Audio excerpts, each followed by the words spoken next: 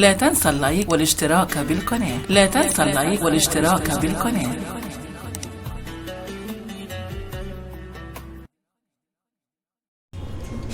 السلام عليكم ورحمة الله وبركاته.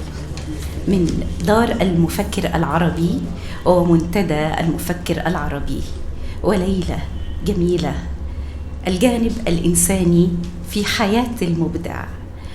واليوم الجانب الإنساني في حياة الشاعر الكبير الأستاذ محمود حسن.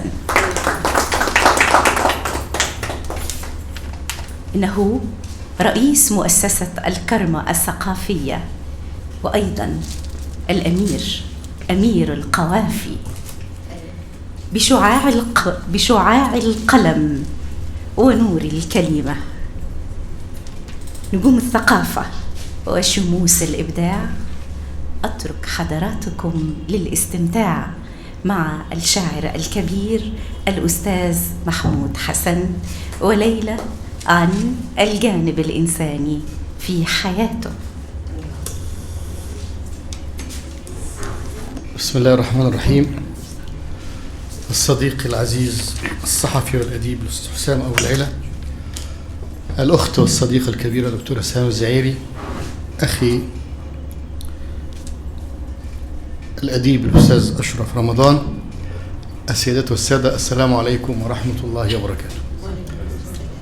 سعيد جدا بتواجدي في هذا المكان، دار منتدى المفكر العربي،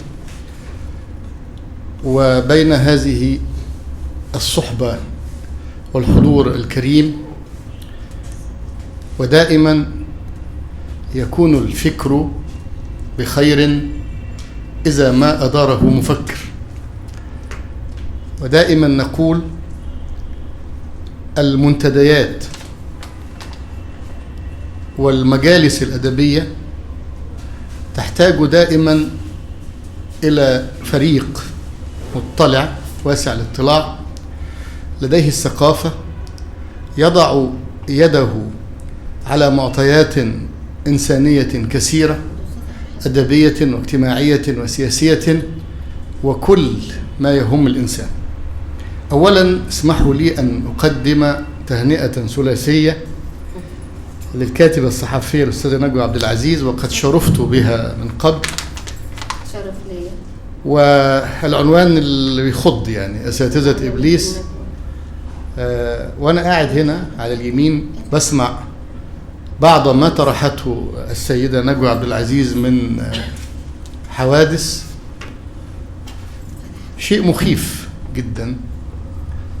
وأنا يمكن ناقشت مرة مع صالون بنت أبي الأستاذة غادة صلاح الدين كتاب للمستشار المري كان عنده شوية، وهو تحدث وقال أنا بحاول أطلع من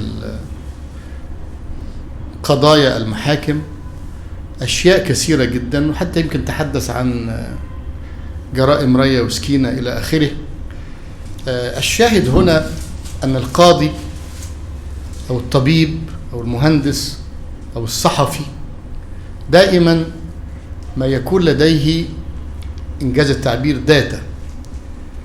يعني قد تستطيع نجوى عبد العزيز أن تخرج من هذا الكتاب اللي هو بيشتمل على 40 قصة مختصرة، تستطيع أن تخرج منهم 40 رواية مطولة، أو ربما إذا وقع هذا الكتاب في يد روائي مخضرم ربما خرج منه بروايات مطولة جدا تتحدث عن الهم الإنساني.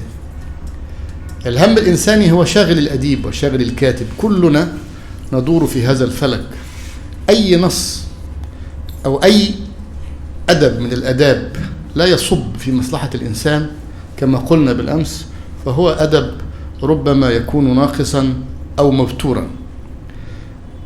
وكل التهاني أستاذ فوزي خطاب على هذه المجموعة النثرية والمقالات. هي تناولني ولا تناولني؟ تناولني يعني فعل أمر، تناولني حين الظما، أيضا عنوان يعني إن شاء الله يتاح لنا القراءة نتابع. وأيضا الروائي الأستاذ عبد الحي منصور، والنصر يمحو النكسة. جميل جدا أن يصدر كتاب بهذا الحجم وبهذا العنوان الجميل الذي ربما يستشف منه الكثير لشاب في سن عبد الحي منصور. وأيضا التحية الكبيرة لهذه الجودة الرائعة في كل هذه الإصدارات، يعني دار تراعي معايير الجودة في الأداء، وذلك طبعا بفضل تاريخ طويل وممتد. أستاذ علي حسن رئيس مجلس إدارة وكالة أنباء الشرق الأوسط. أهلا يا فندم. أستاذ حسام الزميل طبعا. أستاذ أشرف رمضان في الأخبار زميلنا برضه، والشاعر الجميل الأستاذ محمود حسن. ربنا يخليك يا رب. والدكتورة سيدنا. اهلا وسهلا. شرفتنا يا استاذ علي. الله يحفظك، نستفيد من علمكم. يعني نرحب مرة أخرى بعلي بيه، شرفتنا وسعداء بوجودك بيننا. كنا نتحدث عن 3 إصدارات مهمة لدار مفكر عربي، أساتذة إبليس الأستاذة نجوى عبد العزيز، تناولني حين الظمأ، وده تحريض على فكرة، أستاذ فوزي خطاب، والشاب الجميل الروائي أستاذ عبد الحي منصور النصر يمحو النكسة. أما الدعوة التي جاءتني من أصدقائي الأعزاء حسام أبو العلا، سهام الزعيري، وأشرف رمضان مع حفظ الألقاب. لا تنسى اللايك والاشتراك بالقناة.